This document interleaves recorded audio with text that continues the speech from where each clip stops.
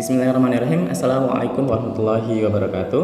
Alhamdulillah rabbil alamin. Nahmaduhu wa nusalli wa nusallimu ala rasulihil karim. Alhamdulillah teman-teman semua, semoga kamu tetap sehat selalu dan semoga tetap dalam perlindungan Allah Subhanahu wa taala. Selamat ya, kamu sudah naik ke kelas 8. Yang kemarin kelas 7-nya online, ternyata kelas 8-nya masih online. Tapi nggak tahu nih sampai kapan. Baiklah teman-teman semua, jadi di kelas 8 ini masih dengan 15 siswanya, mulai dari Abdullah Umair, Anissa, Abri Rendi, Arafi, kemudian Arawinda, Arif Nur, Asanda, Dimas, lalu Ivan Syafana, Javier, Razi, Naufal, Askia, Rara, dan Risma. Nah, baiklah teman-teman semua, jadi hari ini kita akan belajar sedikit tentang Al-Mulk. Nah, Quran Surat Al-Mulk. Hal-hal apa saja yang perlu kamu ketahui tentang Quran Surat Al-Mulk ini? Kamu bisa baca di sini.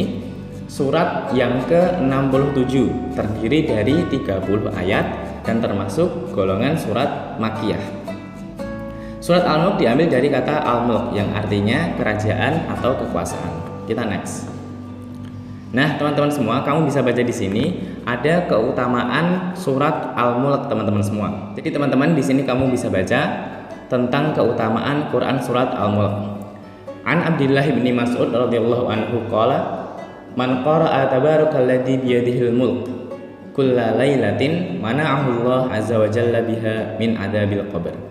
Dari Abdullah bin Mas'ud, ia berkata, barang siapa membaca tabarakalladzi biyadihil mulk atau surat Al-Mulk setiap malam, maka Allah akan menghalanginya dari siksa kubur.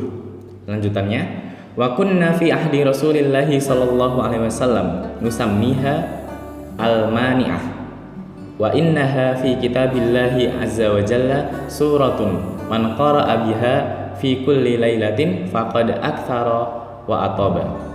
Kami di masa Rasulullah, maksudnya para sahabat, menamakan surat tersebut, yakni Al-Mulk tersebut adalah Al-Mani'ah atau penghalang dari siksa kubur. Nah, surat Al-Mulk ini adalah salah satu surat di dalam kitabullah. Barang siapa yang membacanya setiap malam, maka ia telah memperbanyak dan telah berbuat kebaikan. Nah, jadi teman-teman semua, di sini dikatakan surat Al-Mulk ini adalah penghalang dari siksa kubur. Dan barang siapa membacanya, ya maksudnya tidak setiap malam boleh pagi atau siang. Jadi tidak boleh mengkhususkan setiap malam harus. Yang penting sering saja sering membaca Quran surat Al-Mulk ini, maka di situ dikatakan bahwasanya nanti di Quran surat Al-Mulk ini akan menjadi penghalang dari siksa kubur, yakni bisa menjadi syafaat bagi kita. Dan di situ dikatakan barang siapa yang sering membaca Quran surat Al-Mulk ini, maka dia seperti telah berbuat banyak kebaikan. Siapa sih yang nggak mau bahwasanya kita ini banyak berbuat kebaikan? Nah, pasti mau dong. Lanjut Nah, teman-teman semua, tadi di keutamaan Al-Mulk tadi dikatakan dari Abdullah bin Mas'ud. Nah, siapa sih Abdullah bin Mas'ud? Kamu bisa baca di sini. Abdullah bin Mas'ud adalah merupakan as-sabiqunal awalun. Nah, teman-teman ketahui as-sabiqunal awalun ini adalah orang-orang atau sahabat terdekat Nabi yang awal-awal masuk Islam. Jadi awal-awal perjuangan Islam, awal-awal dakwah Islam, maka orang-orang yang disebut as-sabiqunal awalun ini adalah orang-orang yang pertama kali memeluk Islam. Nah, Abdullah bin Mas'ud ini merupakan salah satu dari as-sabiqunal awalun tersebut. Lalu Abdullah bin Mas'ud ini nanti yang akan memenggal kepalanya Abu Jahal. Nah, kita ketahui bersama Abu Jahal ini adalah orang yang telah tercatat dalam Al-Quran menjadi ahli neraka. Karena apa teman-teman semua? Karena Abu Jahal itu telah memusuhi Rasulullah, menghalangi dakwahnya Rasulullah, ingin membunuh Nabi Muhammad SAW dan bersumpah akan tetap memerangi Islam.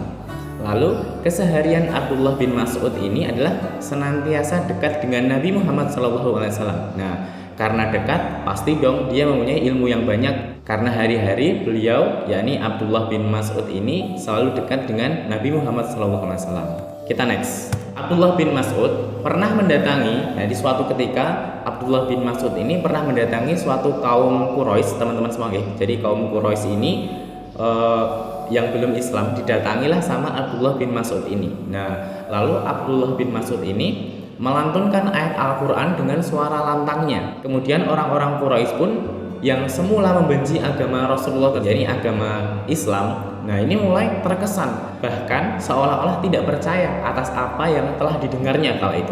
Karena kita ketahui teman-teman semua, Al-Quran ini bahasanya bukan seperti bahasa keseharian, man anta, man ismuka, kaifahal, sobahul khair, bukan seperti itu teman-teman semua.